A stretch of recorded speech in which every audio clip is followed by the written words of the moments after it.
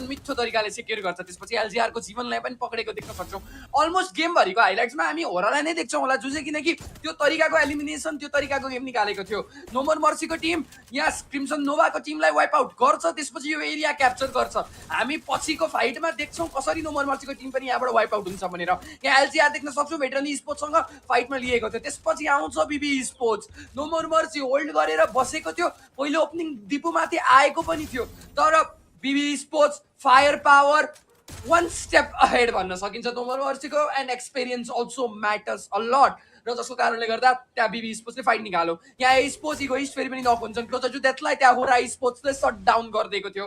End 5वटा Tim अझै पनि survive हानेको हामीले देख्न सक्छौँ। हिडन लिफको फायर पावर होरा स्पोर्ट्सको अगाडि धेरै नै राम्रो चलेको हामीले देख्यौँ। र होरा स्पोर्ट्स यो दुईटा टिमको फाइटमा, बिबी र हिडन लिफको फाइटमा निकै नै धराशायी भएको थियो। हिडन लिफको 4जना प्लेयर अझै पनि बाँकी थियो। त्यहाँ ओमले ट्राई त गरे, लोनलाई त नक निकाले, तर इन्स्ट्यान्टली पछाडिबाट जुन तरिकाको फ्ल्याङ्क आयो अफलाइनको, त्यो कारणले गर्दा त्यहाँ हिडन लिफी स्पोर्ट्सले बुया निकाल्न सफल भयो। लोनली आफ्नो टिमको लागि एमभीपी रहन्छन्। 6 एलिमिनेसन, 23-20 को ड्यामेज, त्यसपछि 3टा असिस्ट रहेको छ। Steffie as an active skill, Joseph Thiva र निकिता प्रयोग गरेका छन् प्यासिभ स्किलको रूपमा। र लोड आउट त्यहाँ देख्न सकिन्छ। टिम बुस्टर र M590 यो म्याचमा मस्ट युज्ड वेपन रहेको छ। सो लोनलीको तर्फबाट एकदमै राम्रो गेम प्ले आयो र उनी यो म्याचमा चाहिँ लोनली रहेनन्। उनको टिममेटको भरपूर्ण साथ पाएका छन् र हिडन लिफी स्पोर्ट्सले त्यो रिजनले गर्दा बुया पनि हान्न सफल भएको छ जुसे। एन्ड स्ट्यान्डिङ्स हेर्ने हो भने अब ओभरअल जब हामी हेर्छौँ हिडन लिफले निकै नै राम्रो बढत लिएको पनि देख्छौँ। 29 टोटल पोइन्ट्स। होरा स्पोर्ट्स मोस्ट प्रोबेबली त्यो टेबल टपको नजदिक आएको छ जस्तो लाग्छ मलाई। 3-4 पोइन्ट या अझै पनि टेबल टप सम्भव भयो जस्तो मलाई लाग्दैन। लुटेन गेमरले पनि राम्रो गेम देखाएको छ जुसे। 21 टोटल पोइन्ट्स। यस हिडन लिफको जुन तरिकाको पोइन्ट्स आएको छ त्यो सायद आजको लागि भने सबसे हाइएस्ट पोइन्ट नै मैले देखिरहेको छु। क्लोजर टु डेथको कुरा गर्नुपर्दा 8 पोइन्ट हानेका छन्। ह्यासट्याग 7मा क्रिम्सन नोभा 7 पोइन्टको साथमा देखिन्छन्।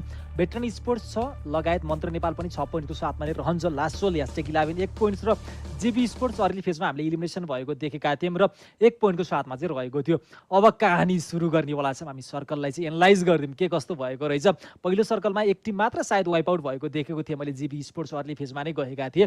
सो हेर्दै जाउँ बाँकी टिम्सहरूले चाहिँ के कस्तो किल हानेका रहेछन् त। ए स्पोर्ट्स स्टार्टिङमा नै 4 किल हात पार्न सफल भएका थिए। त्यस पश्चात देख्दै गरेका छौँ हामी 5 किल पनि हानेका थिए। हाम्रा सिटुडीका टिम्सहरूले लगातार अगाडि बढ्दै गरिएको छ। सबै टिम्सहरू जेबी स्पोर्ट्सले 1 किल हानेर नै स्टार्टिङमा वाइप आउट भएको थियो। एचएलएक्सका टिम्सहरू कुनै पनि किल हानेका छैनन्। पहिलो सर्कलमा कुनै पनि टिम्स नहानेकोले आजको लागि सबसे हाइएस्ट किल पोइन्ट हान्न चाहिँ सफल भएका छन्। हाइएस्ट पोइन्ट निकाल्न भनौँ न इनफ्याक्ट हरेक सिङ्गल म्याचको कुरा गर्नुपर्दा चाहिँ। सो एचएलएक्सले पहिलो सर्कल अन्त्य हुँदा लगत्तै नै 3 किल पोइन्ट चाहिँ हात पार्न सफल भएका रहेछन्। होरा स्पोर्ट्सले पनि इन्ट्री मारेका थिए, एकदमै राम्रो तरिकाले बढ्दै गरेका थिए। सर्कलमा सेकेन्ड सर्कलको फेजमा जाँदा चाहिँ लगभग 10 किल पोइन्ट्स हात पारि नै सकेका रहेछन्। लगातार हामी यामीका टिम्सहरूलाई पहिलो सर्कलकै अन्त्यमा चाहिँ 2 किल पोइन्ट्स, एनएमीले 3 किल पोइन्ट्स हात पारेको चाहिँ देखेका छौँ। यसरी नै टिमहरूको क्लियर रोटेसनको कुरा गर्नुपर्दा चाहिँ सबै टिम्सहरू चाहिँ राइट साइडतर्फ नै जुन साउथ इस्ट एरिया भनिन्छन् त्यो साइडतर्फ चाहिँ कन्जेस्टेड हुँदै गरेका थिए। सर्कलले पनि त्यही साइडतर्फ फेभर गरेको कारणले पनि टिम्सहरू बिस्तारै बिस्तारै अगाडि बढ्दै गरेका थिए। ए स्पोर्ट्सले पनि लन्च प्याड लिएर नै आएका थिए र त्यहाँ ठ्याक्कै अगाडि बढ्ने क्रममा जोनमा इन्ट्री गर्ने क्रममा चाहिँ सिटुडीको टिम समाज चाहिँ ब्याटल परेको थियो। हाम्रो होरा स्पोर्ट्सले पछाडि ब्याकफायर लिइ नै रहेका थिए र राम्रो जोनभित्र चाहिँ राम्रो कम्पाउन्डलाई होल्ड गर्दै गर्ने क्रममा एचएलएक्सको टिम्स र बिबीका टिम्सहरूको पनि इन्ट्री आएको थियो। भुडीका टिम्सहरू होराका टिम्सहरू पछाडिको टिमलाई कम्प्लिटली वाइप आउट गरेर भने अगाडि रहेको 2वटा टिम समाज चाहिँ ब्याटलको लागि रेडी भएका थिए। होरा स्पोर्ट्सका टिम्सहरू एचएलएक्स भएसम्म चाहिँ रस हान्नका लागि गएका थिए। अनसक्सेसफुल भइसकेपछि होरा स्पोर्ट्स ब्याकआउट गर्छन्। बिबीका टिमले पनि हामी ट्राई लिगौँ न त थर्ड पार्टीमा भनेर जान्छन्, तर एचएलएक्सलाई केही पनि आफ्नो जग भनौँ न एउटा खम्बाबाट उचाल्न सक्दैनन्। बिबीका टिम्सहरूबाट पनि प्लेयर लुज भएको हुन्थ्यो र ब्याकआउट गर्न सफल भएका थिए। सो फाइनली एचएलएक्सका टिम्सहरूले टोटल वाइप आउट गरेर भने बुया निकाल्न चाहिँ सफल गरेका थिए। कुरा गरौँ टुडेज स्ट्यान्डिङ बाँकी 3वटा भएको म्याचमा चाहिँ के कस्तो सिनेरियो रहेको रहेछ त। ह्यासट्याग 1मा एडम नक्स नो मोर मर्सी नै देख्दै गरेका छौँ 60 पोइन्टको साथमा। यस देख्न सकिन्छ नो मोर मर्सी यो म्याच त्यस्तो राम्रो गएन, बट स्टिल त्यो दुईटा म्याचले कभर अप पनि गर्छ जुसे 60 पोइन्ट निकाल्न सफल भइसकेको छ। होरा स्पोर्ट्स 56 पोइन्टमा ह्यासट्याग 2मा रहेको छ। 3वटा म्याचमा त धेरै राम्रो पोइन्ट आएको हो। यदि 3वटा म्याच यस्तै कन्सिस्टेन्सी गयो भने 100 पोइन्टको त्यो आँकडालाई पनि छुन सक्छन्। हिडन लिफ 42 पोइन्ट्स रहेको छ। BB.S9X यो राम्रो गेम गएको थियो उनीहरूको पनि, जसको कारणले गर्दा टेबल टपमा अलिक छलाङ्गो मारेका छन्। 39 पोइन्ट्स रहेको हामीले देख्न सक्छौँ। मन्त्र नेपाल 37 पोइन्ट्स निकाल्छन्। ए स्पोर्ट्सको पनि त्यहाँ 39 पोइन्ट्स छ। लुइटन गेमर 31 पोइन्ट्समा रहेको हामीले देख्न सकिन्छ। जीवी स्पोर्ट्सको पनि 31, भेटरन स्पोर्ट्सको पनि 31, तीनटा टिम हामी 31 पोइन्ट्समा रहेको देख्न सकिन्छ। क्रिम्सन नोभा 24, क्लोजर टु डेथको 19 पोइन्ट्स र लास्ट सोलको 18 पोइन्ट्स देख्न सकिन्छ। जुसे तीनवटा म्याच हाम्रो यहाँ अन्त्य भइसकेको छ। आज दिनको फर्स्ट हाफ एन्ड भएको हामीले देख्न सक्छौँ। अब हामी सेकेन्ड हाफ जुन कि नेक्स्ट एरा सोलारा र एउटा कुन चाहिँ ऱ्यान्डम म्याप रहन्छ त त्यो तर्फ पनि हामी मुभ आउट गर्नेछौँ। जुसे यस पहिलो दुईटा म्याच हाम्रो बर्मुडा र पुर्गेट्रीमा यानेमीबाट नै बुया निकालिएको सिनारियो रहेको थियो भने फाइनल्ली एचएलएक्स हिडन लिपबाट चाहिँ बुया आएको म्याचेसहरू पनि हामीले देखि नै सकेका छौँ। यो रहेको थियो हाम्रो पहिलो हप्ताको पहिलो दिनको चाहिँ ब्याटलको सिनारियो। तीनवटा म्याचेसहरू फिनिस भए लगत्तै अबको लाग्यो भने स्टिल तीनवटा म्याचेसहरू चाहिँ बाँकी नै छ। एडम नक्स जहाँ हाम्रो नयाँ कस्टर जुन कमब्याक गर्दै हुनुहुन्छ, मामाजी पनि जोइन गर्ने नै वाला हुनुहुन्छ आजको दिनमा र सम्ति पनि केही क्षणभित्र त आइ नै हाल्छन्। सो तीनवटा म्याचेसहरूको हामीले ओभरअल स्ट्यान्डिङहरू पनि देखिसकेका छौँ। यानामीका टिम्सहरू भलै अलिकति मिड फेजमा चाहिँ वाइप आउट भए तापनि यी टिम्सहरूलाई स्टिल कुनै पनि टिम्सहरूले चाहिँ पछाडेका भने छैनन्। सो अझै पनि म हजुरहरूलाई भन्न चाहन्छु, सबैजनाले फ्री फायर स्पोर्ट्स नेपालको च्यानलमा हेर्दै हुनुहुन्छ भने प्लिज सब्सक्राइब चाहिँ गरिदिनु होला। बाँकी रहेका टुर्नामेन्ट्सहरू लगायत सबै अफिसियल टुर्नामेन्ट्सहरू नेपाल रिलेटेड चाहिँ त्यहीमै लाइभ हुनेवाला छ। र बाँकी रहेको जुन जुन आफ्नो फ्यान फेभरेट युट्युबर्सहरू हुनुहुन्छ अथवा हजुरको पर्सनल मनपर्ने युट्युबरहरू जो पनि हुनुहुन्छ उहाँहरूको च्यानलमा गएर पनि हामीलाई साथ सपोर्ट चाहिँ गर्न सक्नुहुनेछ। सो एडम नक्स यही नै रहेको थियो आजको तीनवटा कहानीहरू, तीनवटा चिजहरू भनौँ न, म्याचेसको सिनेरियोहरू। अब बाँकी रहेको तीनवटा म्याचेसहरू सायद हामी यहाँबाट बिदाय लिन पर्ने हुन्छ र बाँकी दुई कमेन्टेटरहरू चाहिँ हाम्रो समाज चाहिँ बाँकी 3 म्याचेस लिएर त पक्कै पनि आउनेवाला छ। Till then tata bye bye, love you guys.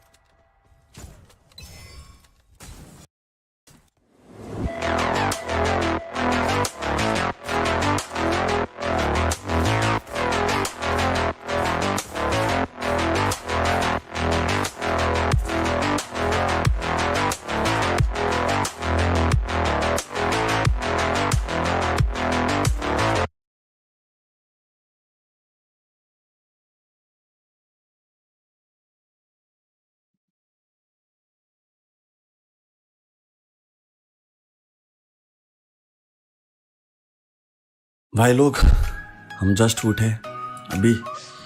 Sound में थोड़ा सा चेंज जैसा लग रहा है, ऐसा भारी भारी जैसा साउंड लग रहा है। अभी उठा, कल का सितारा अभी भी है, ठीक है। और जिसको पता नहीं ये सितारे कैसे आए, देखो पता चल जाएगा। अभी जस्ट उठा मैं, अब मैं एक बार फ्रेश हो जाता हूँ। लाल आंखें थे, सफेद हो गए।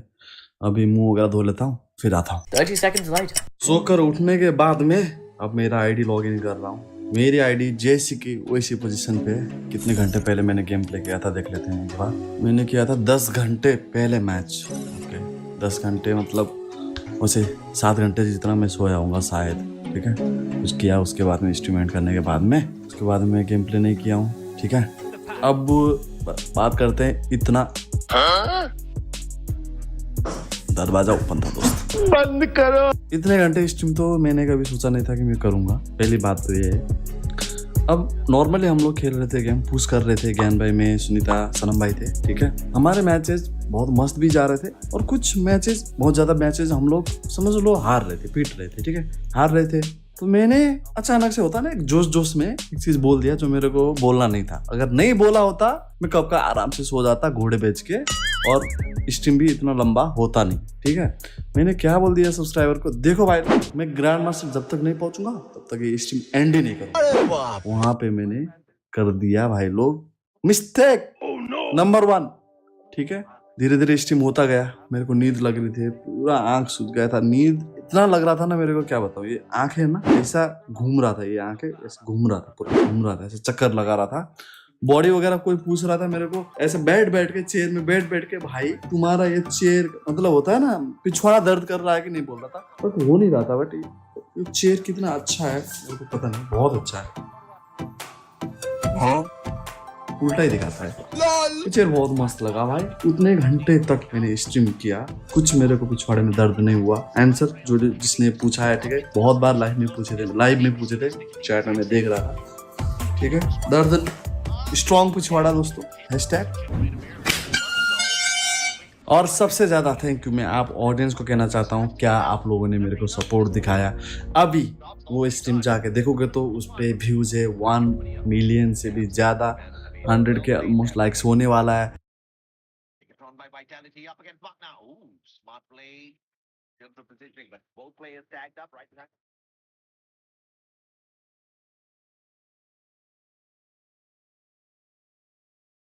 Managed to get the tag. Everybody else barricades themselves behind those glue walls. Koja M590 around the wall, beautifully shot. And more for the pickup. Magna's just getting eaten up by Megatron. Great push and pull, and now Diggs breaks right on through the glue walls to finish off and clean up the rest of the members of Magna here. Virus is the last one standing, hidden on top of the top hill rock. He's forced to run. Koja on the chase, refusing to give up any survivors. But let's see if or not Diggs will be able to catch up with the vehicle. And just chooses to repark his vehicle before he gets a summon for it. So, understandable. TV tower, quite popular for them. Enforcement officers all around. TV Tower, it seems like the ring has not moved out of TV Tower for a very long time here. If it pulls towards the southern side of the TV Tower compound, that's going to be so good for Heavy, BRU, and even PE Sports. I would say arguably for BTR, but let's see if they even make it into the compound. What is this circle? 11 teams still alive. You're heading towards TV Tower, the compound I hate the most. It's got so many levels. It's gonna allow many teams to survive for quite a long time before the chaos breaks down. Just like what you see in front of AG Global here, being eaten up by WAG. Surprisingly, of all squads, AG Global falls to WAG. Yep, and honestly, AG Global not too sad about that. Oh, well, now they are because they could have gotten a little bit more points.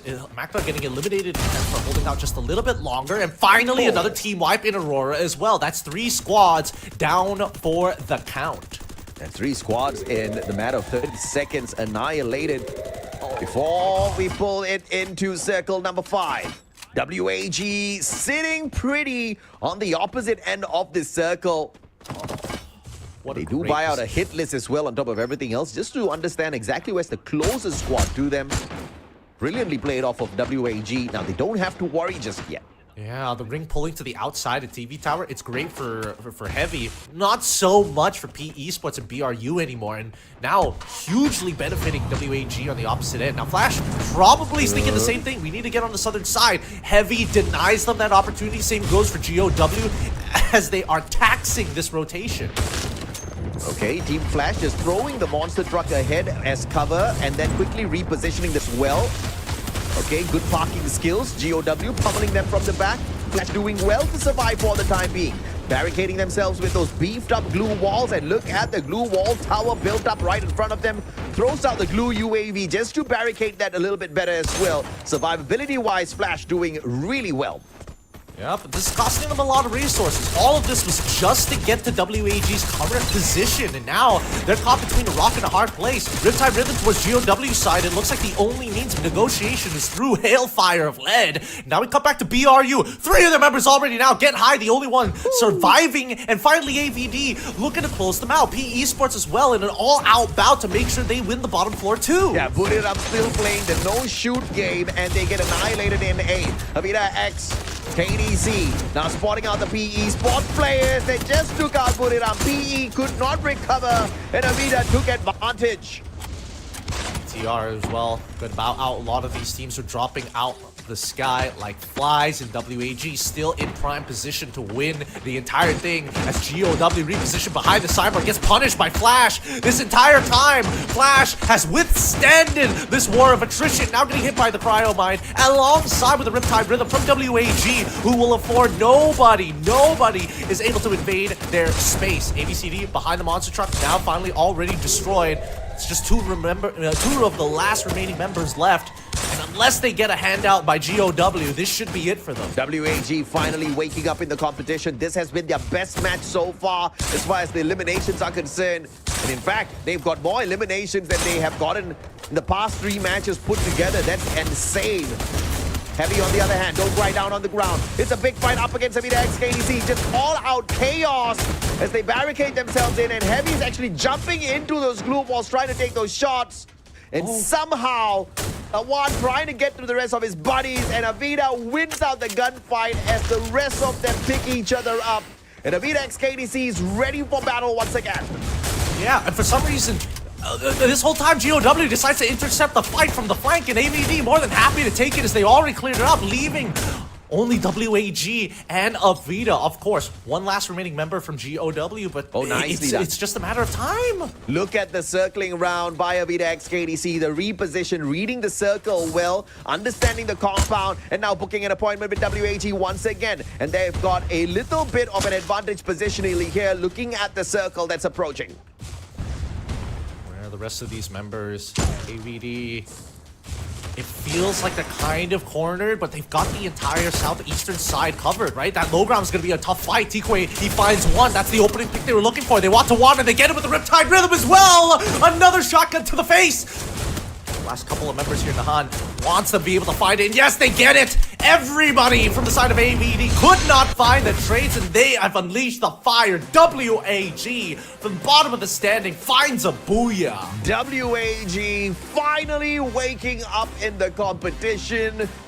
My goodness me, took them long enough, but this was a massive 20 elimination game. A 32 bomber for them to climb up, scale up this leaderboard filled with titans in Southeast Asia. Brilliant the way they manufactured their positioning out there on that circle and played it so well, just inching in towards that zone little by little, and of course picking up fresh bodies all along the way. They played it well. As soon as they recognized that they had Godspot on the second last ring, oh my goodness, they held it out so well. And Flash had a really good idea if it wasn't for the first initial shots that came in from that high ground. Could have changed the fact their fates there, but it's too tough. It's too tough, man. Oh, I don't know how else they could have played it. I felt like Flash, they had an opportunity. It's just, if they didn't get spotted there, maybe it could have been different. Yeah, absolutely, man. And of course, Buriram and RRQ again bowing out early. This time, RRQ with no points whatsoever. Buriram with only 5 points because, you know, they couldn't really sustain a lot. They got those 2 eliminations and, you know, barely any placement points on them. The struggle continues for the top Predators, or the supposed top Predators that we thought were going to be able to farm these points. Instead, they are dwelling at the bottom of our leaderboard. Yeah, it really shuffles things up in your mind in terms of power rankings now, Yeah. considering the level of play that we're seeing here, right? It's not like they're making avid mistakes. It's more so that it's been the meta has shifted in small ways, and some people are seeing it bigger than others. Yeah, absolutely. And Avidex KDC this time finding their rhythm again. We talked about how they were heated up at the start and then they started to fizzle out as Heavy started picking up the momentum. But now Avida making it into the final circle, almost walking away with the Booyah, shows us that this is the team that was just no fluke that they made it up to this stage, right? They have dominated their own Thai region and now they're here to show us that they can pull it off yet again, managing to get a decent number of eliminations and of course that second spot placement points wise. Yeah, no, they've been making some incredible decision making, especially if it is a new team who's joining us here in the regionals Yes. as well. I think that at the very least, there's a lot of potential, but I feel like a lot of teams have kind of kept them under the radar, right? So many teams have experienced them within the first couple of maps, and yet they still disrespecting the full 4v4. That maybe there's a little bit of underestimation going on here, but for AVD, that's the perfect place you want to be in, right? Keep underestimating us. Let us get the points early on for day one. Now you got to figure out exactly what sort of a formation you want to head out there with as well in terms of your active passive skill build-up. And I think we've seen quite a bit of creativity from the squads already. I'm curious how WAG got to pull this off, right? Because we saw the regular active skills on them, but in terms of the passive skills that gave them the extra buff from the back, because survivability-wise, WAG was doing fine this time around at Solara. They were taking a lot less damage. They managed to find the spots that they were looking for and a way better early game. I think that's like the most important thing right now for a lot of these teams at the bottom of the standings. If they can get away with the early game, they usually transition mid to late very nicely. Yeah, I mean, WAG, this is a team that picked up a total of 9 points based on the past 2 games that they played, okay? An average of 4.5 points when you look at their Nextera and Purgatory performance. And for them to hit a 32 bomber, that's exactly what Southeast Asia provides you, right? Unsuspecting lobby after lobby. You just never know who's going to be able to get the job done. But Bigatron by Vitality still hanging on. Their performance slightly worse off compared to the Purgatory match that they played. I think it was way too early of an exit for Bigatron by Vitality this time round. But because of that back-to-back Booyah, they should still be in the top 3. But they are now being chased to a point where they can still feel, or they have started to feel, the breath of their neighbors behind their neck. Hey, speaking of people breathing behind their necks, I'm curious about AG because Sypha was coming out with some big elimination numbers, and I want to see if they managed to make it within top 5 because, again, it's one of the few times that we get to see the first few minutes of the game, 4 minutes, as a matter of fact, netting themselves into the double digits ridiculously quick. Yeah, absolutely. And I don't know exactly how did AG Global do in this particular lobby because I think we saw a lot of action from them at the very start, right? You know, they were just jumping in. I think they didn't force that initial encounter. They just ended up in a situation where they found themselves in a 3-way battle. And they're like, okay, all right, let's farm these points. And they were doing fine. I mean, Dew was roaming the battlefield, looking for those points. He went on that major revival spree as well, pulling the rest of their team members back. But we saw no part of AG Global after that. And I don't know what actually happened to them in that circle. Yeah, well, I mean, I do remember AG having to actually take a couple of losses. They had a semi-reset afterwards, but then not 100% sure what happened to the mid game because they ended up bowing out relatively early. But I mean, considering how good the initial start is, I feel like more people could punish AG if they want to because this particular playstyle of sending out a member, usually Sypha or maybe even Baros, they've been doing this for years. Now they're sending 2 people to actually go for the big third party. The other 2 members are usually just farming around or they're setting up Dew for a good sniper angle. All of that is very punishable. Yeah, I do agree with you, but at the same time, if they actually get to execute it well when they go on those splits, it's going to be fairly deadly, right? Because now you also see Dew running the Morse.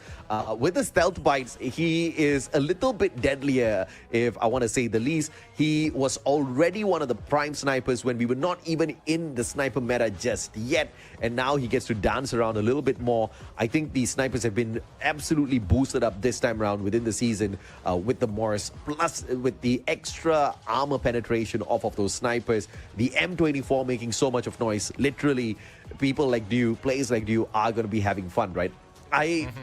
I don't know if my eyes were deceiving me earlier, because when we did spot AG Global, I thought I saw an unrealistically large number of eliminations on the squad. And I was half expecting to see them show up in the final circle with so much of chaos, because so many teams were surviving for so long in this lobby, man. I think up to maybe the 11th, 12th minute, we still had 11 squads standing. So, yeah, that was ridiculous.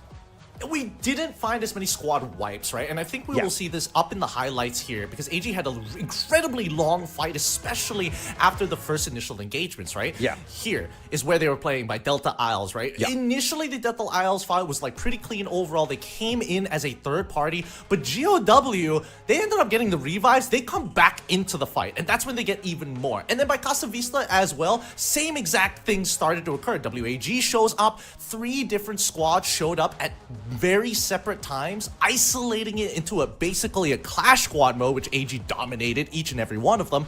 And then as they transitioned into the mid game, nothing happened. Dude, at that point when you were looking at do you secure that 2v1 situation, they had 15 eliminations and the rest of the AG squad members were being revived. 15 eliminations strong. And look at the top 5 eliminations, man. You've actually got Dew up there as well. I am in shock right now. I'm quite curious to see what those points are, but we'll have to give the highlights to the Booyah takers. The Oscar, Steffi, Nero, Skylar, the option this time round. The Riptide Rhythm is not the strongest skill to be playing out there, but in the sniper meta, perhaps it is not too bad of a choice to double down to. It's a pretty effective method to catch people off guard, and most importantly, it kind of enables Tikwe to play the game where he can flexibly use his Valiant dash. He doesn't necessarily have to use it as an engagement tool, right? Yeah. He can just show himself, applies the pressure, and once PLS1 drops down the Riptide Rhythm, that's when Tikwe can play a little bit more flexibly. Look at the numbers here. It is ridiculous. They've managed to gather a total of 20 eliminations just between their 4, and that's a massive game for WAG for a 32 bomber. What in the world am I looking at here? 19 eliminations for AG Global, 0 placement points. This has to be a record. I don't think I have ever seen this ever. 19. How many of them were the GOW members? That's what I need to know. How many of them were the same people just dying to them over and over again? 19 with 0 placement points already net them the 3rd place. It just really goes to show, right? Oh, yeah. Especially for teams who are on that recovery phase. If we're looking at Magda, Aurora, even RRQ, the only team getting wiped out, not having an opportunity to actually find multiple revives. Same goes for BRU. It's just not happening anymore. All these Vietnamese squads are like, we're done with this. AG, how the hell does AG Global do that? This was a ridiculous game, and now they are leading with 39 eliminations in the 2nd spot as far as the Predators of the lobby is concerned. And they have got no booyahs to their name. They're sitting in the 5th spot, but this was one hell of a game. I think we got to keep an eye on AG Global the next 2 matches. Yeah, we got to keep our eyes on them if they find that huge elimination hungry early game. Because I'm feeling bad for Flash and Gao. They're looking at this like we spent the past 4 games working up to get some placement points and elims, and it took AG 1 to catch up. What a day it is here. Bigatron by Vitality, as suspected, is still in the top 3. In fact, they are the #1 squad, holding on to their position. Heavy and Avida are uncomfortably close at this point of time. But you can see, looking at what the positions are held here by a majority of the squads in the top 6, one decent game can really shift the standings. I would not be surprised if Flash pulls off a phenomenal game. Imagine if AG Global pulls off a game like that again and actually gets to the final circle. They're going to be in that #1 spot. No ifs, buts, or maybes about it. Possibly. I don't know if they could simulate that again in Kalahari, right? I can't think of a placement unless we get like a skewed flight path. Then maybe there's an opportunity because man, how many times do you get a third party upon third party upon third party and you beat every single squad without taking any retaliation back? The most is losing your partner. Again, man, I've never seen 19 eliminations, 0 placement points. That was a ridiculous early game. They got eliminated way too early, but they just shrugged that off. In fact, I can imagine Dew laughing his head off at the end of that matchup because of what they pulled off, man. I mean, brilliant stuff off of these players. And here's a squad that has been running around these lobbies for the past 4 matches, not shooting at anyone. They barely have any eliminations, Buriram, and I think they're doing it on purpose. It really feels like they're looking to only play for booyahs, right? Try to simulate and set up as many positions as possible so they can start practicing for that champion rush right at the very end of the tournament.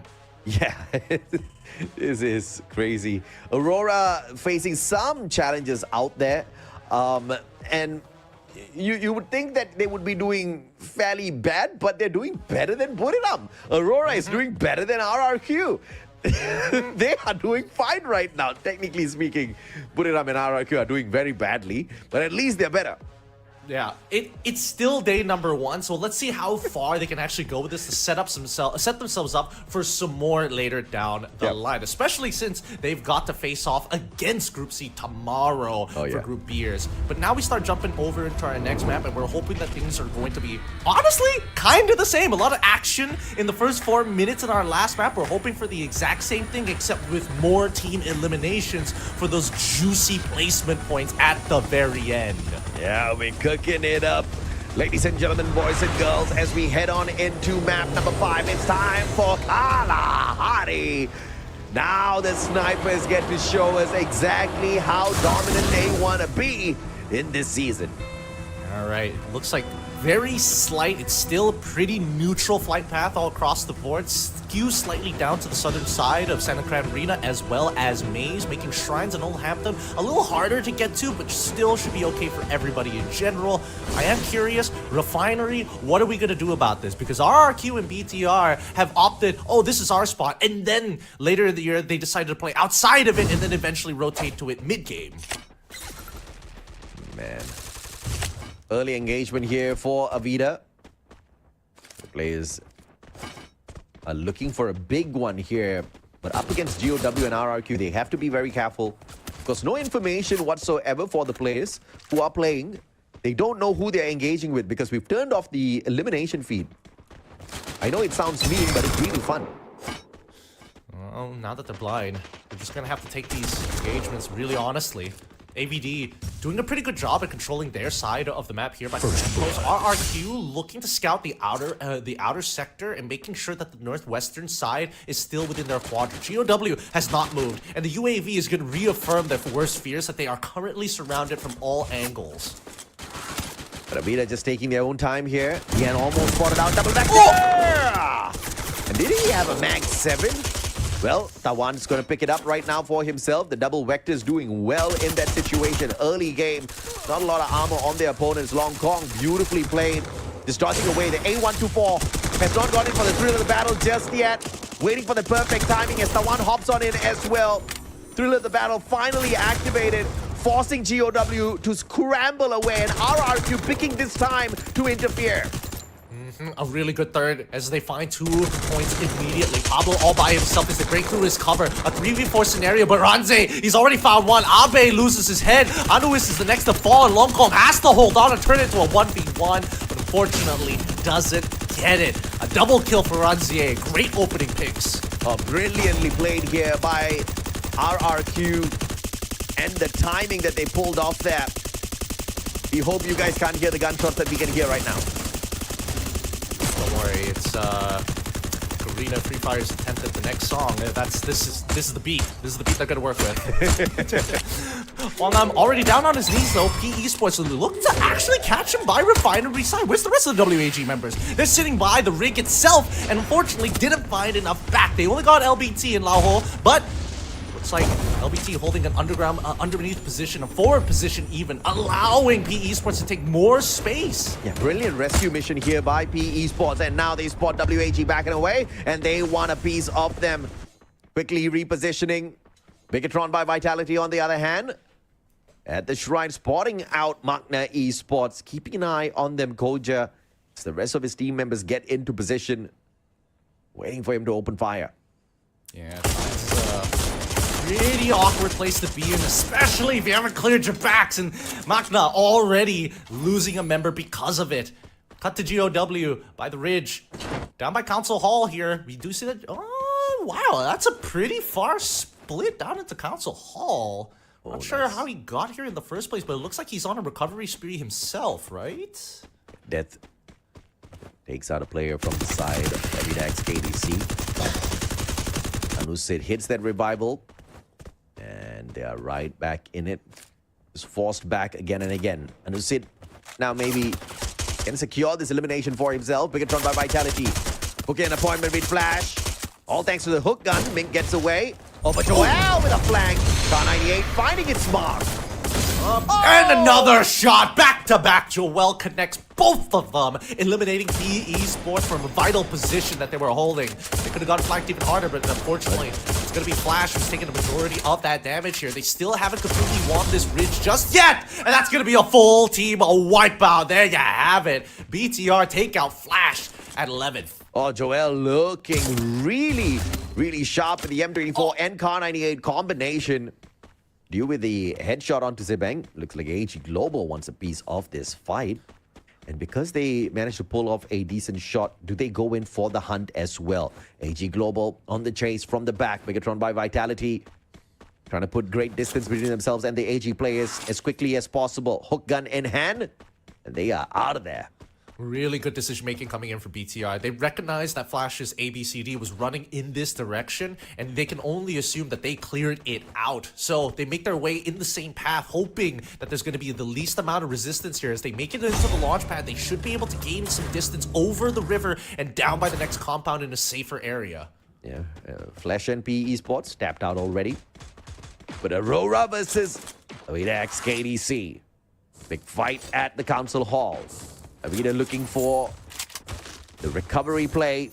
Aurora looking for some desperate points to climb the leaderboard. Oh, they've got a flank on the high ground here. So rest remember, Azriel has to lead the charge.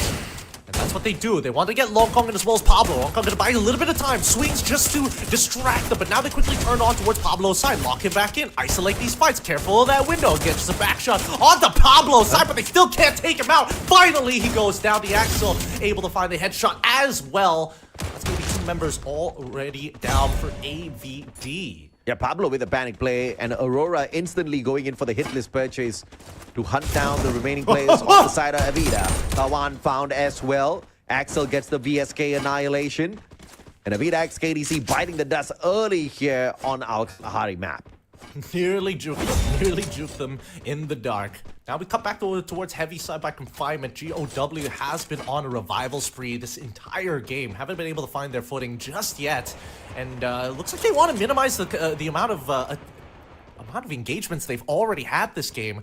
Deciding to head up? No. Looks like they're going out into the blue instead. Such scattered fights all around the battlefield. We need the squads to find their rhythm so that we can paint a better picture here, because at the moment it just seems like chaos in Southeast Asia as these teams bump into each other after so many months of rest. Hey, yo, what's BRU doing here on this side of the map? And they're moving fast into containment. They've already taken the outer compounds past the roadside. And they're coming up from the south side really quickly. Heavy, looking to respawn, needs to reinforce their current positions. Their northern side compound is locked down, but they want to get an even flank on the opposite side. They call it, finding another engagement on the opposite end. In a 1v1 scenario, Wasana needs to be able to win this out, but he has the help of the electrotherapy to win the 1v1 against Demon. Frontline down. Heavy now starting to press in. Mufasa has the high ground. Wouldn't be able to make contact. Oh, the hook gun! He sees a little too late, and Wasana takes most of his HP out and loses it to Mufasa at the very end with the help of the Valiant Dash. Get high. the next to fall. They have to coordinate when they start scaling it up, and Moshi should die here to the blue. Nope, he heals it past. He should be able to get out. No! Halfway across the map, Buhoy gets him. Oh, what a play by Heavy. Unfortunate for Buriram. It looked like they were actually going all out there in that fight, but they just got smashed like bugs. Buriram caught out by that lightning zone as well. Phenomenal play by the Vietnamese squad. And your three-time world champs, in fact, current reigning defending world champ, taken out like they were no competition at all. RRQ now up against AG Global, who are looking to farm big in this match as well. Very aggressive call from AG Global. Abe as well using the battle dance to break open the initial blue walls and finds one in Nameless. Ma'al ends up losing his head in the meantime, but now Baros, he wants to go for this revive. Abe is going to say no, denies him that space as Lanze comes crashing through to find the team wipeout. What a play. And what a response by RRQ. Big in front by Vitality, finding the players on the side of Magna. Squad wipe after squad wipe is what we are seeing. Digs down on the ground, but Koja breaks down the defenses just in the nick of time to get the revenge. And WAG looking to be the third party here as Magna gets sorted out. Bigatron by Vitality has not secured a recovery just yet. The players are really low, but great blue walls all being erected at the very same time. Bigatron by Vitality just hanging on for their dear lives. Yep, and even the crime being thrown. Koja finally gets back up on his feet, but no! Shebek, he's the first to fall. Now Tikoi's already in. They're forced to play this 3v4, and now they have to back away with no means of escape. It's all forward, and Dixie's already found one. Huang Up takes out Joel as we see the rest push on in. BTR by Vitality get eliminated by WAG. Yeah, brilliant opportunity spotted and well executed by WAG. Looking for the big one here, WAG. A back-to-back booyah to launch themselves into the conversation for that #1 spot to be the champion of the day.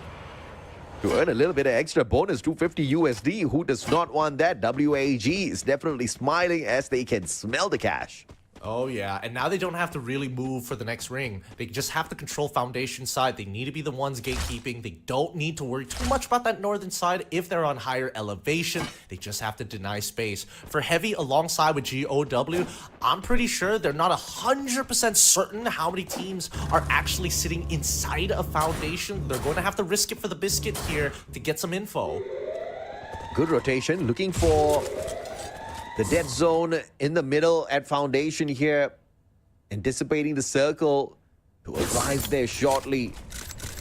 As WAG finds a spot to build their foundation on the opposite side of this river. RRQ getting themselves into a decent spot as well. Look at Vietnam. Final 5 and 3 of them from the country.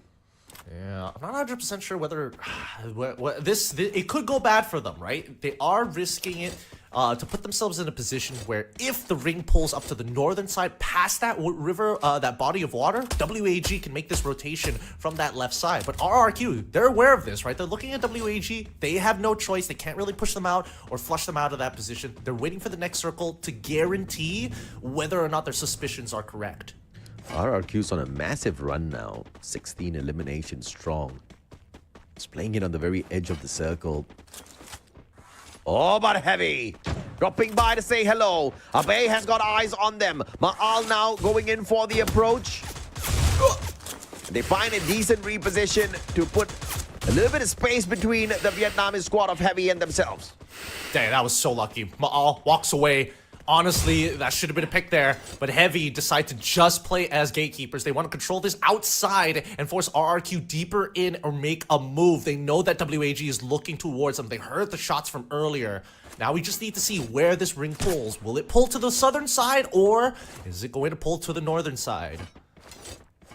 Oh, that's the worst. The full squad here. RRQ. Enough information to understand exactly where the squad of Heavy is. And now the circle favors the veterans RRQ. Heavy gonna be under heavy pressure shortly from the circle. You can see the position held on here by Ranzay and Abe, who calls out for the lightning zone though.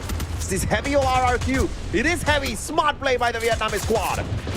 They're forcing them indoors, allowing them opportunities to actually take compounds for themselves. This is a pretty dangerous position to be in. No matter what, WAG has got a lock on everything that is happening on the northern side past the body of water. This entire time, though, GOW, I would have assumed that they're coming from the southern side and pulled the attention, but oh, wait a minute. No, they're not directly within Foundation.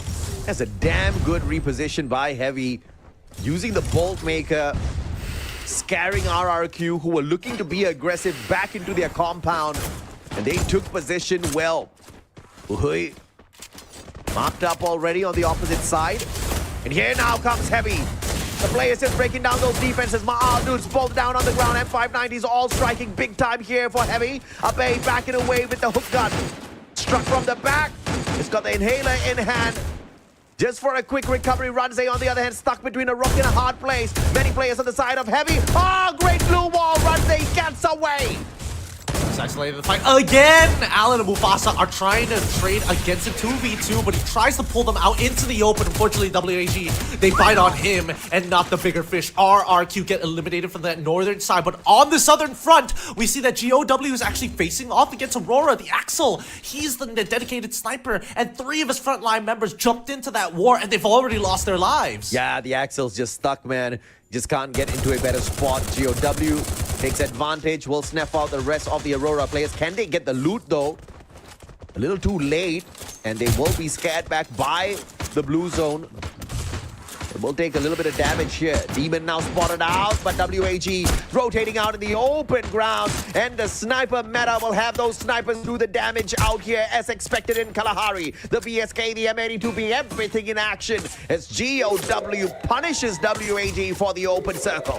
Yeah, this is what I was worried about, right? It would cut the map in half, body of water in the middle, and then pulls towards that western side, giving a huge advantage over the GOW. Now that Heavy has won that northern side, they make that first move past the body of water to secure themselves a pretty good spot, covered from WAG, but close enough to keep GOW in check. This is the final battle sequence. 3 Vietnamese squad looking for the booyah. Up against 1 Malaysian team who has no chance. And as I say that, final shot is taken, putting Aurora out of a little misery there, looking for some sort of a survival. Now Heavy battles WAG and GOW for the booyah. And if WAG can have the perfect say in this, that would be to have Heavy and GOW do the damage up against each other. They sneak away that booyah. I don't know. Considering that these are 3 Vietnamese squads, I would only assume it's standard play. Both GOW and Heavy are going to be looking towards the side. And now that that first pick is gone, Heavy now turn their attention towards GOW to try and catch any of their forward members. They see Dion, and they're throwing ordnance. Dion has no way to get back in. Demon loses his high ground, and Mufasa and Don't Cry take the compound. Mufasa ends up getting 1 tap. Hans gets traded. Don't Cry still holding strong. Demon in the blue. Don't Cry, unfortunately, goes down at the worst possible time. Alan just got into the compound. He's trying to get Mufasa back up on his feet, and Demon trying to deny it, but doesn't have the angle just yet. Sends out the glue UAV just to barricade himself up.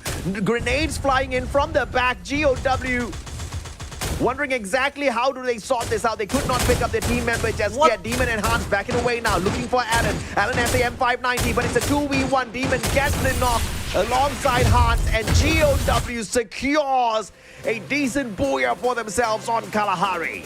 And huge plays by the sniper player coming in from Gao, holding back 2 members. How in the world did they get the revive on to Mufasa back into full HP just for him to get dinked back to back? GOW come up huge here. What a play by Vietnam. A massive game. This was that final shot as the Heavy players were trying to get into position, but Dian just merciless with the plays off of the SVD in the perfect flanking position. Their rushes pulling that distraction, making so much of noise, and the sniper of the squad rejoicing the position he held to pull that perfect finisher for GOW. GOW, after recovering the entire early to mid game, they find a amazing pull of the ring right when it mattered the most by Foundation side. So Oh, dude, that ring was super influential. I mean, RRQ could was, have yeah. some better odds. Could have had a little bit better odds. Honestly, Heavy beating RRQ on that northern side changed everything for them. And honestly, it shouldn't have been as clean of a fight with so many members. Aurora Malaysia down by the eastern side, GOW by the western side, and WAG literally right across the water. Yeah, massive stuff, right? And RRQ got eliminated so early, and just like the story of AG Global earlier, they had a massive number of eliminations, but of course they did not go for the record. They didn't have 0 placement points for themselves. They survived quite a while before getting taken out. So this was a decent recovery game for RRQ, but they're still going to be towards the bottom half of the leaderboard, which is hella surprising. And do I even need to talk about Buriram? Buriram got smashed this time. I think they barely got more than 5 points off of this Kalahari lobby, which is just a shocker. Yeah, they lost their ones, unfortunately. Their class squad wasn't as clean. And, well, you know, once you're at a disadvantage like that, it's pretty difficult to recover once the chips are laid down on the ground. Maybe that could change. I don't know. At least for RRQ, it felt, I want to say it felt slightly better. The good times were rolling for a little bit before it ended. That most definitely was the case. The Malaysian teams just having a little bit of a better time in terms of picking up some points, but just not as much as we expect them to, right? Aurora doing so much better compared to the previous 2 games. Purgatory and Solara just didn't see the points really strong on the side of Aurora this time round. I think their eliminations were decent. They survived long enough for us to actually just catch some action from them. But still, I think it's going to be asking for a lot to see Aurora climb very high up the leaderboard. They're still going to be somewhere down the bottom alongside Buriram. So it's a challenging day for them because this next one is going to be the final one. Purgatory, actually, I'm calling out Purgatory. I don't even know what map is it on the randomizer. I think it's going to be Purgatory based on, you know, the fact that we just want to torture these players with a lot of those, you know, open, clear areas, right? Earlier, the circle on Purgatory was just devastating, Gideon. Yeah, no, very, very devastating. Not too many games usually end up like that. Most of the time, usually it ends up in nicer spaces. But hey, every once in a while, we still get one of these bad ones. Let's look at the game highlights and really analyze exactly what happened, right? Because we've seen many different facets of the game. The early game being hyper-aggressive, the mid game being particularly tough for recovering teams. But it's these late game scenarios which got me thinking, right? Because it feels like the reads were good for the first 4 maps. This time around, I feel like they were over-reading the rotations, and it ended up being like, oh, I'm holding to gatekeep a position that honestly, probably I should have left alone. Yeah, like Shah Rukh Khan would say, man, picture abhi baki hai. So all of the other squads looking to climb this leaderboard that's being dominated by, I would say, the underdogs of the competition. Bigatron by Vitality hasn't really been a big predator. Heavy has never been a big predator, but they are the ones making the steady climb up the leaderboard. Avida X KDC, I expected more from them in this lobby, but it just wasn't their game. And instead, it was GOW that made the big climb, running the Morse, Nero, Oscar, as well as Chrono. Those Chrono definitely coming in for the clutch save earlier on. Just a little surprised that Hans wasn't running the Olivia alongside the Tiva, but he was looking to play a very aggressive game at the end of the day as well.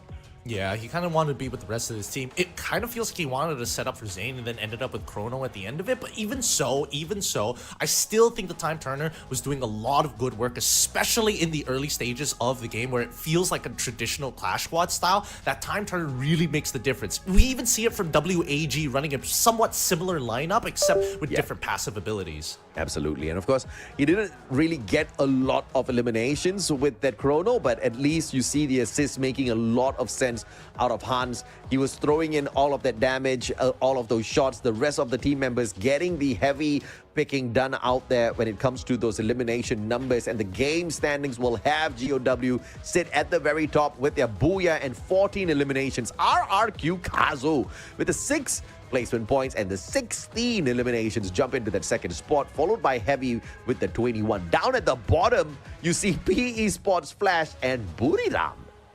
You're seeing the victims of RRQ plus whoever also happened to be in the area, because RRQ was going on quite the third-party streak, and unfortunately for some of these teams, they just happened to be the victims in the middle of those early fights. Yeah. And RRQ Kazu, yes, they did lose 1 or 2 members, but they were able to recover without too much loss. It's not like a complete reset like we've seen with Magna, or even Aurora for that matter. They also had to take full resets in that game, which is probably why they're coming in with such weak weaponry in the later stages. And Bigatron by Vitality and Heavy up at the very top, followed by GOW, Avida, XKDC.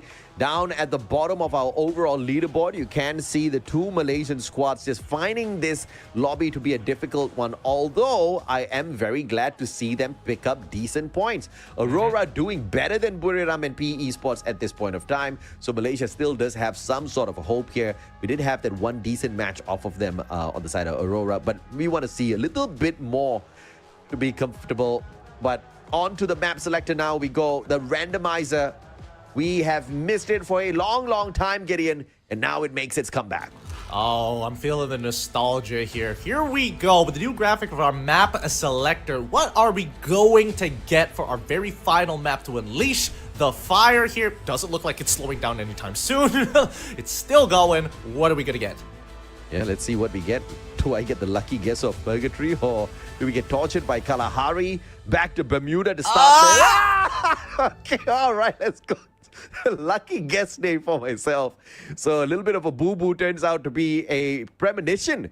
We head back into Purgatory. Maybe Heavy can get the back-to-back Purgatory Booyah completed to overtake Bigatron on that #1 spot. Your underdog is about to become the predator of the day, Gideon. Oh boy, I mean, the numbers are very close to each other. Let's find out whether or not this is going to be it here on Purgatory. Because last time we went on Purgatory, that early game was really wacky. We saw a lot of teams not completely getting wiped out, but getting farmed the entire time. Now, Heavy was the last team who got the Booyah on Purgatory. Let's see if they can do it again, because this would be huge for them to build confidence in week 1, day 1.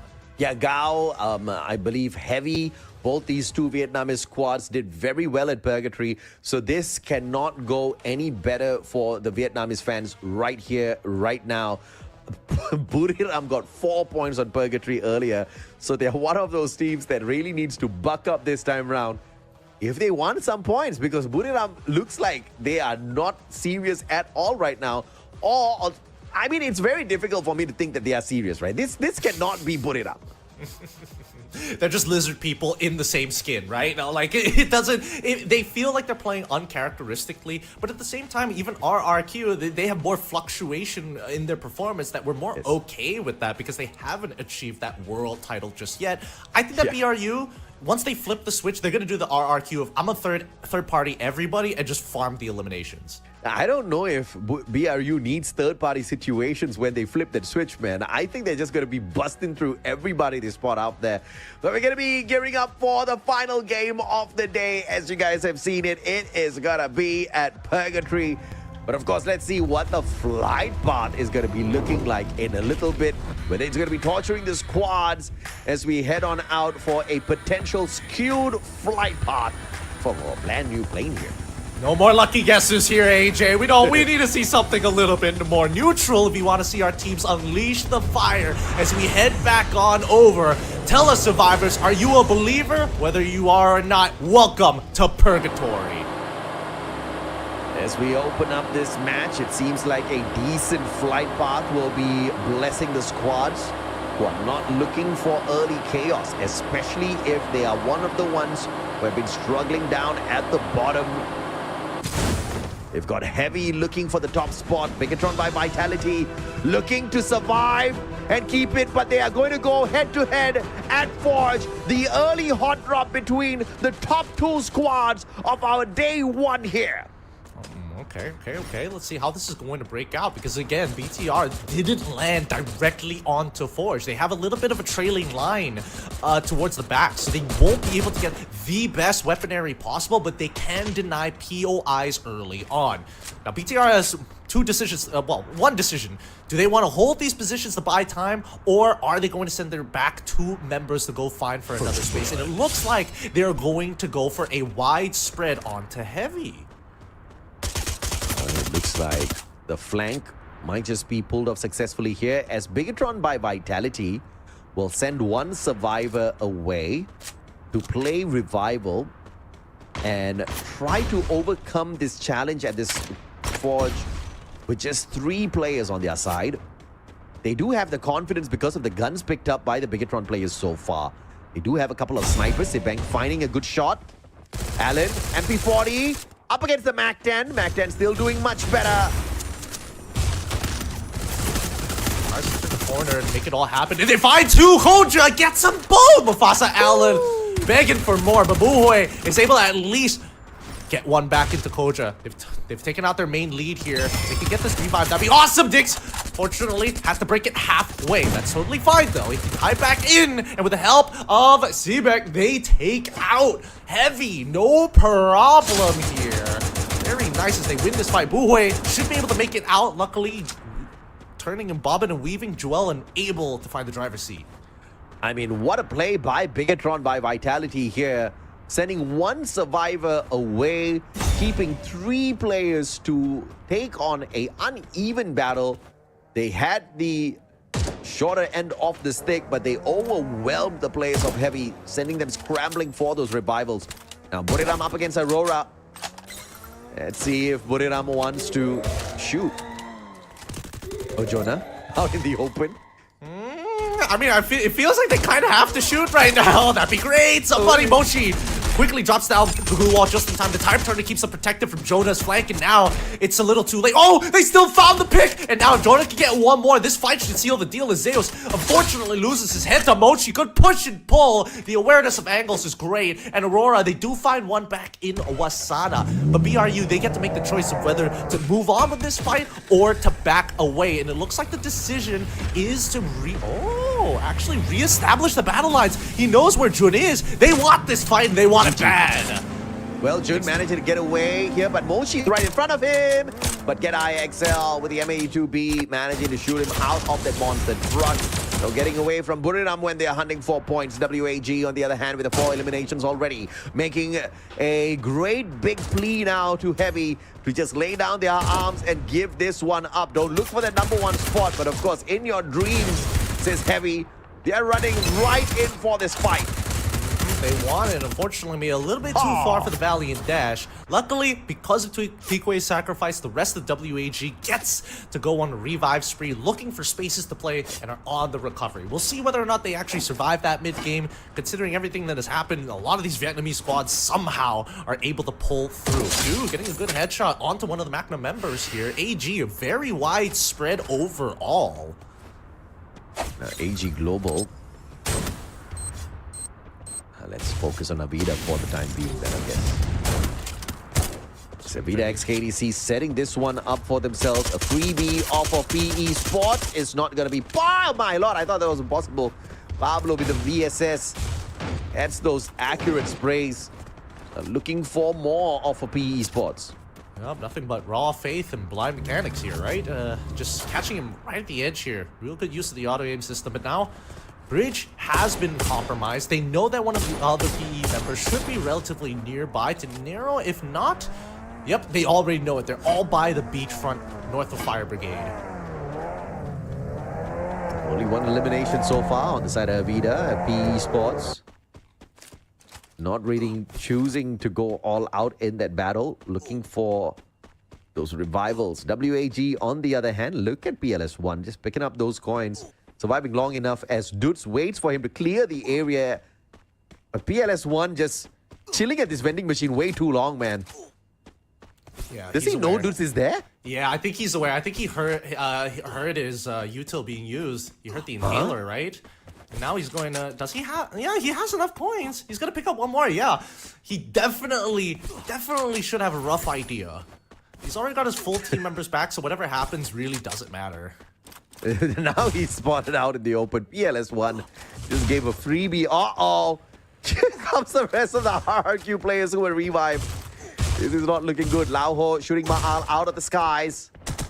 ELS1, big opportunity earlier, but Dudes just runs him down.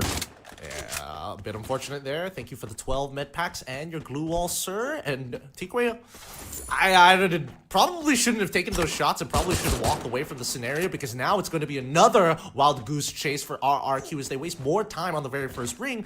But the blue barely even tickles them at this point. They can do this forever until round 3.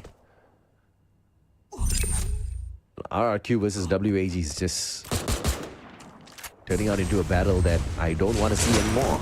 AG Global, ABCD, moving on in with the Valiant Dash. Nameless caught out already. Barros with the M79. Can the grenade launcher find something here? ABCD is the prize. A Cypher runs through them. M59 into the head of Mink. And now from afar, the God with the godlike snipes onto the AG players. He's not missing a beat right now. Ooh, targeting the vehicle. Good choice here from the Zom, forcing Barros to actually do it the good old-fashioned way. Makna is nearby. Oh, wait, hold on. Did they know where he is? Oh, Barros now shows himself, ends up losing his head, and BRU takes him out. Where was BRU in all of this? Yeah, but I'm finally looking for some points out there. The usual monsters allowing everybody else a 5-game head start before they look to catch up on the points. I really wonder how far they can go with this. Yeah, they already have 9 points in the bag. They've got their full squad crawling up on the high ground as well towards the northwestern side. And we'll see, because we still have 12 squads despite it being 7 minutes and 30 seconds into the game, moving into the second ring. I would have imagined that there would have been a lot more eliminations at this stage of the game. Wow, they're still hovering around the same spots. Like I said, I just don't want to watch this fight anymore, man. They have taken so long to annihilate each other, and clearly doing a very bad job at this. But it seems to be working in terms of farming points for WAG. It's a slow and grueling process here. So now we see Aurora. It looks like they were able to get back on their feet, but they're caught out in a pretty awkward crossfire between Flash and AG. AG about to double up on a certain position here. Barros now going to be the focus and the attention of Aurora as they get right up into the house. Now they just need to win this fight against Barros. It's a dangerous fight though. He jumps down to the lower ground, and that could expose the rest of the Aurora members as AG now take the high ground up on the hill. AG up against the Blaze on the side of Aurora. Oh, Cypher's arrived already. Here comes the electrotherapy on the combination as well. Axel with the BFK. Can't jump up just yet. Nameless just flies on in, getting those knocks. Barros with a Mag 10. And Jun, the final survivor, can't do much in this situation. Focuses on the pickup instead. Okay, all right. And he won't be able to pull this off. Aurora might still stand a chance. Okay. Nearest POI is in that center island. I'm pretty sure his squad's already there. Oh, is it like he's thinking about it? Ah, misses it, but gets the second one. Luckily recovers. Now, bit of wasted resources on the opposite side there, but now PE not happy with the pick at all. Looking right up through the warehouse and forcing Simnek to actually go into Morse. Goja for Bigatron by Vitality up against AG Global now. PE Sports setting it up right behind them alongside GOW looking for the snipes onto AG. This is a 4-way battle. And Aurora looking to make it into 5. It's getting very hectic here in the second ring. Marble Works finally getting contested, and BRU more than happy with the points they have. But if Heavy are the only squads that want to fight, I think BRU is more than happy to actually get involved. Oh, Wasada with the entry. The A1 hits on all 3 members, and it's good. Wasada, LBT finds one individual. Well, all of a sudden, but even better, we see that at least throughout the glue walls being thrown, not a single person has gone down. Finally, Allen, the first to fall. Don't Cry trying to get involved. The Riptide Rhythm goes wide as Mufasa finds a trade for the sake of Allen. Unfortunately, nobody can pick up Joel, but that's fine for BRU because nobody is eliminated. The last member of Heavy forced to run, tail between his legs. Merciless by Buriram this time around. Being personally putting a stop to Heavy's run, who are looking for the #1 spot. And it looks like Heavy, the first squad to get annihilated, and Bigatron by Vitality, thanks to Buriram, will get to hold on to their number 1 spot. Yup, and Buriram very happy to sit by Marbleworks. They can keep on sitting here as the ring has pulled towards their side of the island, which is an amazing position to play from now that they just cleared the last remaining squad controlling it. Now AG, they should be able to clean this up real quick. Nolan's already dead, and some good headshots here from Do to make it even quicker. Barros with the Trogon just on standby now. They're in a decent compound because the vending machines on them. Circle is in their favor. AG Global doesn't need to do much, but because this is a vending machine, it's just going to be the prime point all the other squads look for once these bodies start hitting the floor. Sitting by the package north of Marbleworks here. BRU showing minimal presence, but just making sure that those shots are targeted towards the people to deter them from walking into their zone, right? They just want to make sure that their backs are clear. Look up towards North Marbleworks. They even throw UAVs as well, but now we caught on over to Aurora as we are wait, BTR get eliminated here. Wasn't expecting that all of a sudden, but GOW, they're not done just yet. AG looking to control their compound here, and Aurora gets the revive somehow. Look at Vietnam go, man. Heavy, GOW, WAG in the top 5. In fact, 2 squads still vying for the number 1 spot. This could just be a possibility here if Gao holds on. Well, this has been a very slow lobby here. A lot of recovery, and they find one more. Moshi takes out Jun. Tikwe at least finds the last one of the few remaining members of Magna.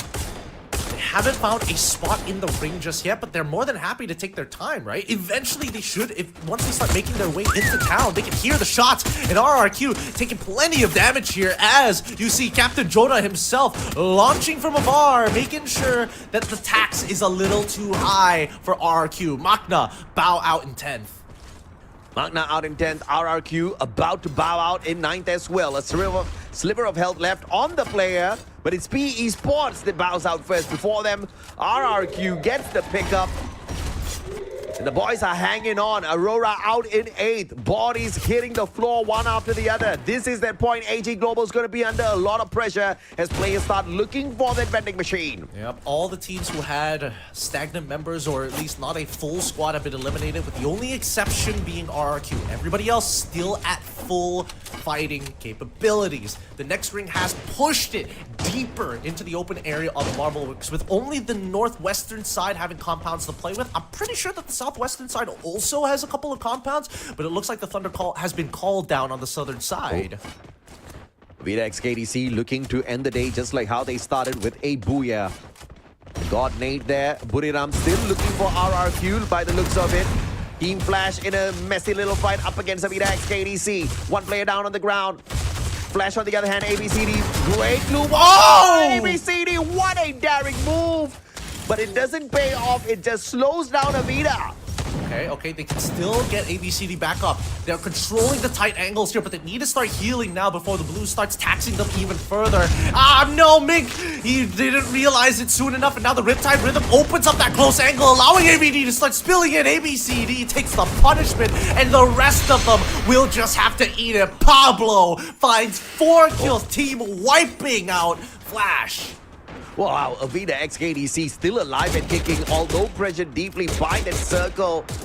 In that engagement, they played that stressful situation so well, and now hanging on for their dear lives. And Hussein down on the ground, but close enough to his buddy. That pickup is not going to be impossible. AG Global trying to put an end to it though. 16 eliminations in the hands of Buriram, looking for a spot in the next circle, but under a ton of pressure from both RRQ and WAG. Oh, the A1 hits on all 4, and BRU have an opportunity, but Get High gets taxed a little too much. Wasana slowly working the angles here, going wider and wider as the Thunder is being called on the entire ring. Everybody on the outside is going to get taxed for a bit of their HP, and WAG understand if they hold their angles, 4 of them together, it should be strong enough. But BRU, they finally find the opening, break it open. They don't see it. The glue wall still holds strong. Too many resources as Captain Jonah calls for the retreat. WAG hold their angles still as they creep up to the edge.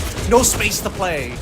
Yeah, brilliantly played here by Buriram, not overcommitting in that battle, just kind of teasing the players on the side of WAG. Wasana unable to find one with that Valiant dash, but now, as they circle around back, they annihilate our humans set in 6th. Look at the suppressing fire. Look at the amount of lead being traded by all teams from every corner of this 5th zone. BRU taking the ordnance damage here. Wasana, don't go down. No, doesn't matter. They still have electric therapy. Demon, what?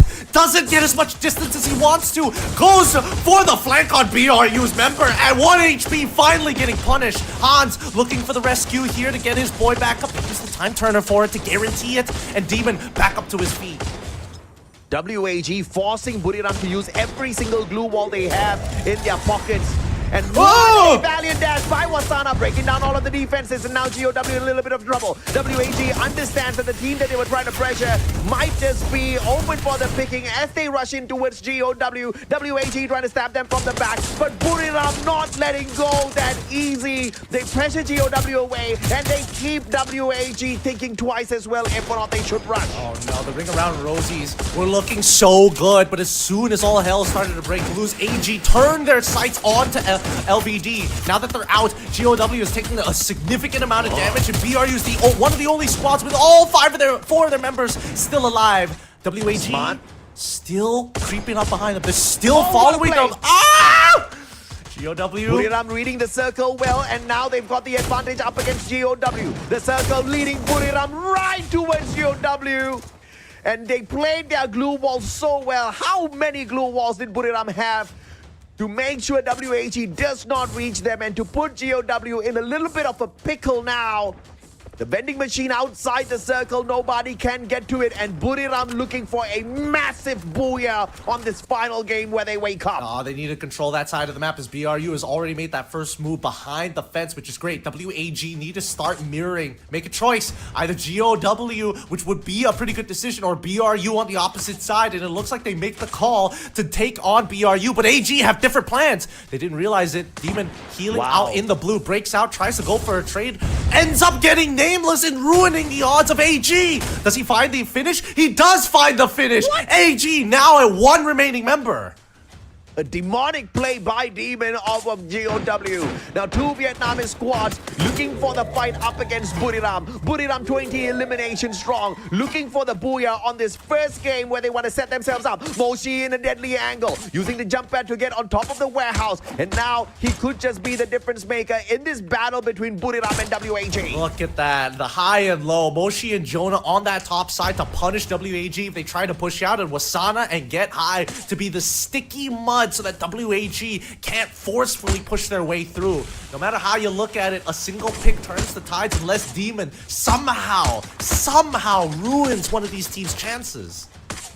WAG now slowly squeezing themselves into a decent position. Jonah getting tagged up by the cryo mine, takes it out and therefore gets marked up by that little narrow. Quickly backing away, leaving Moshi in front. Moshi's angles just can't find WAG just yet. This is gonna be a slugfest down the middle of the circle in a little bit. Demon could just be the difference maker as he cuts down the distance between himself and the WAG players. Oh, he's in the labyrinth of glue walls right now, and BRU now recognize, hey, we just have to start making our way, start cutting down these glue walls bit by bit. We've got all this ammunition, why not use it? WAG spotted out by Get High. SBDY in hand. Get High.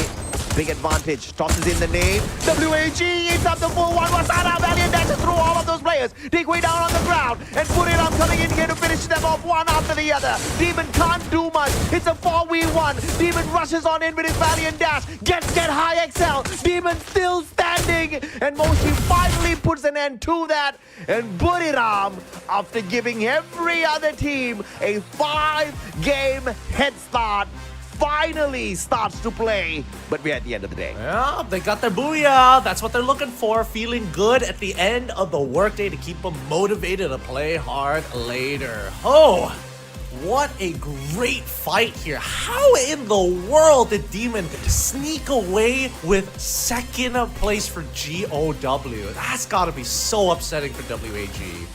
Dude, Demon was a beast. Pun intended. The guy was on a great run, just like Buriram. But I say props to Demon and GOW overall for the consistent day that they brought out today. because I think GOW might have been able to do it.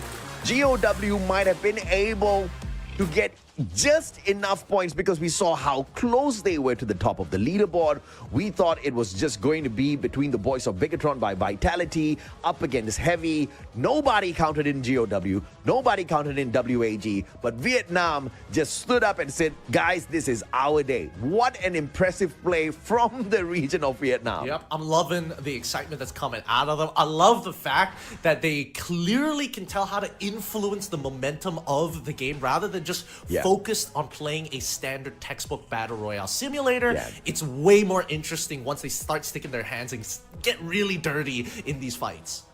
Yeah, and it's just an unbelievable play for Buriram, right? And I had the assumption that they were just choosing to not shoot. They were just running around the battlefield, very low numbers.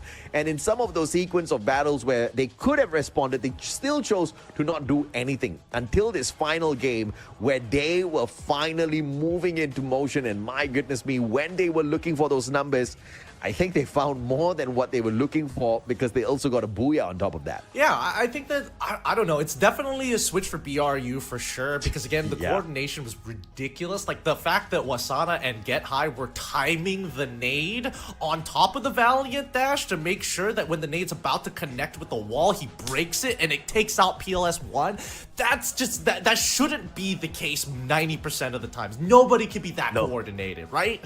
Nobody. No, I mean, nobody could be that good, and to pull that off swiftly in such a impressive manner. I mean, Buriram, from not waking up the whole day, check this out, have set the record of the day because they ended up that game with a massive number of booyahs for them.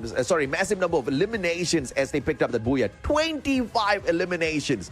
That is the most that we have witnessed a squad pick up in this massive SEA lobby. And it's crazy how they got that sorted out when they wanted to.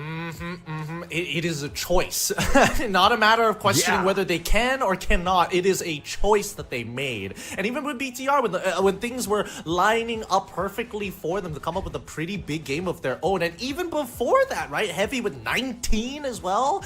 It's just, AG with 19 out of nowhere in the early stages of the game. It's just, every single time we think that the bar has been set to kind of mediate everybody else, it's just, no, it's actually higher. So I'm a little curious. Do we have Vietnam allowing us to see Yunsul for the first time today here on the Southeast Asian desk? Or do we get dragged back to Conchita, Caroline because Bigatron by Vitality did just enough?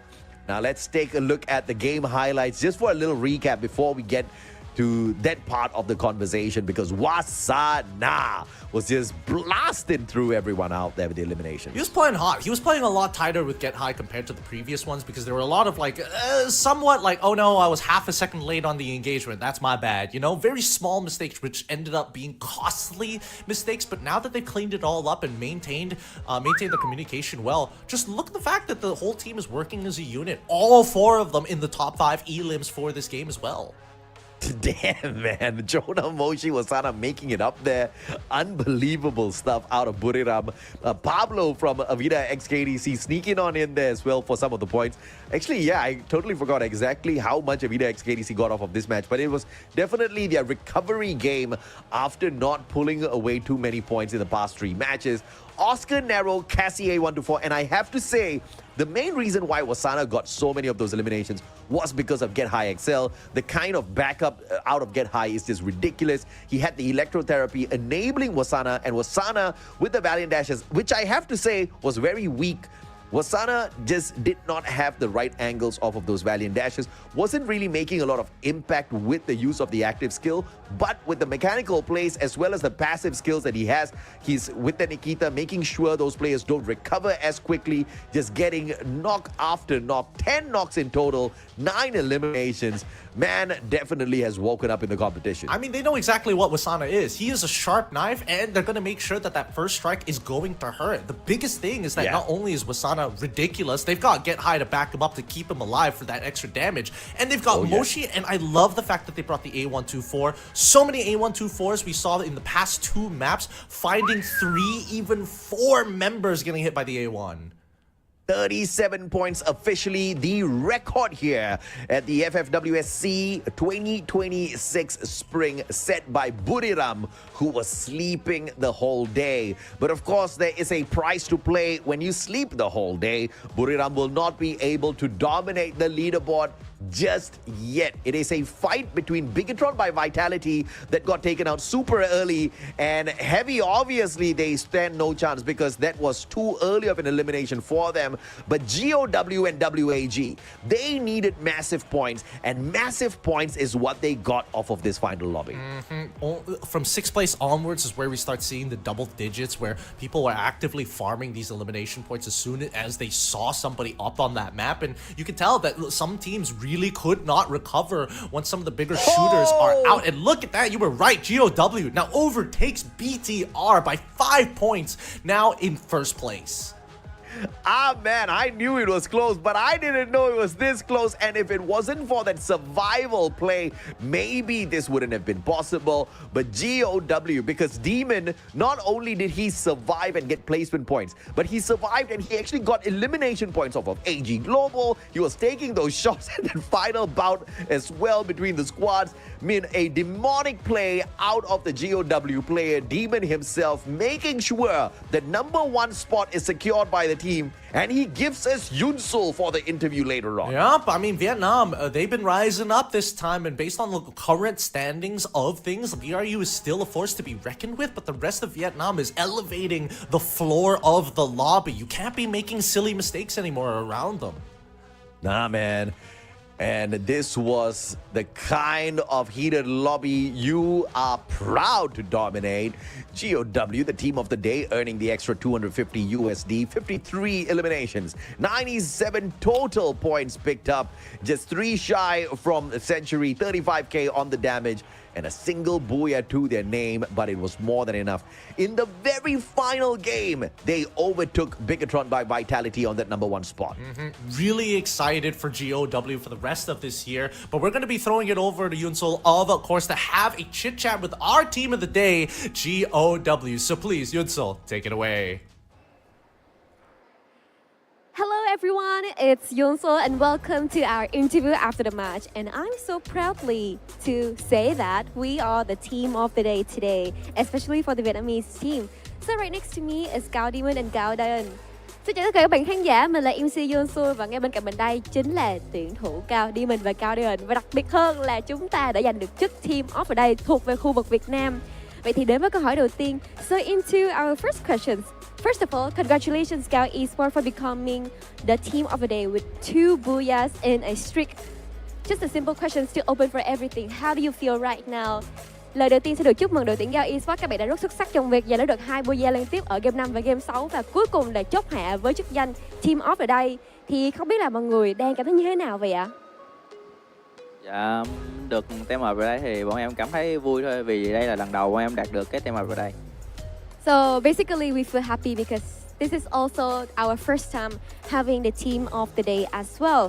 So as I know that from the beginning of the tournaments, I've heard already that Cao is a team that is not very popular but also underrated as an underdog as well. So do you think that because of that name underdog, so that's why it pushed you guys further to this team of the day thing? Bởi vì ở đầu giải đấu là Yusun có được biết rằng các bạn đang thuộc đội tuyển là underdog, tức là một đội tuyển không được đánh giá quá cao. Nhưng mà với chiến thắng ngày hôm nay là team of the day thì không biết là các bạn có nghĩ rằng là đó nó là động lực để các bạn thi đấu bùng nổ hơn trong hôm nay không ạ? Dạ, thường thì mùa nào cũng vậy, bọn em luôn bị đánh giá thấp, cho nên là bọn em chỉ biết cố gắng hết sức thôi.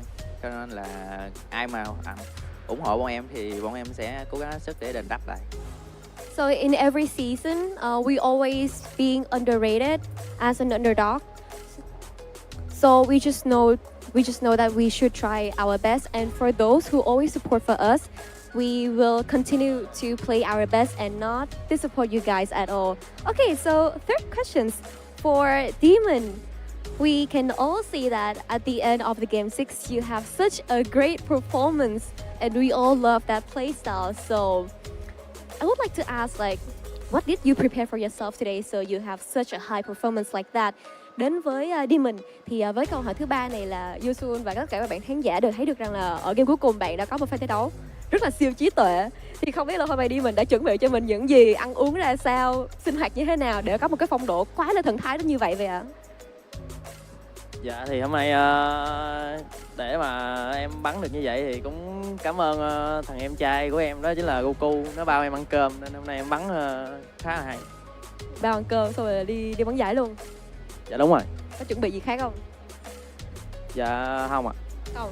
So I would like to say thank you to my little brother, which is Goku, because he treat me a meal. That's why I feel very happy, and that's why he pushed me a lot so I can play happily and perfect like this. So overall, thank you to my little brother a lot. All right, last questions. So I think that after this performance, definitely others team will not underrated Gao anymore. So do you think that the road in front of you guys will become harder or not? Thì sau màn trình diễn này chắc chắn là các đội khác sẽ không còn là xem Gao là một cái ẩn số hay là một đội tuyển đang bị đánh giá thấp nữa. Thì liệu rằng là mình có nghĩ rằng là hành trình phía trước nó sẽ khó khăn hay là dễ dàng hơn cho mình không? Em nghĩ là hành trình phía trước của em thì chắc vẫn còn một chút khó khăn, nhưng mà em nghĩ nó cũng không là vấn đề, tại vì cái team up đây hôm nay là để bọn em thị uy sức mạnh của Gào ạ. I think overall, our road in the future might have a little bit of difficult, but definitely it will be more easier for us since we have this team of the day to prove our power. So that is the end of our interview. Thank you so much for watching, and now let's head back to a caster and see the stats. Cảm ơn các bạn khán giả rất là nhiều vì đã theo dõi phần phỏng vấn của Yusun cùng với Gao Esports. Và bây giờ thì chúng ta hãy cùng quay trở lại với bàn caster và xem những chỉ số thôi nhé.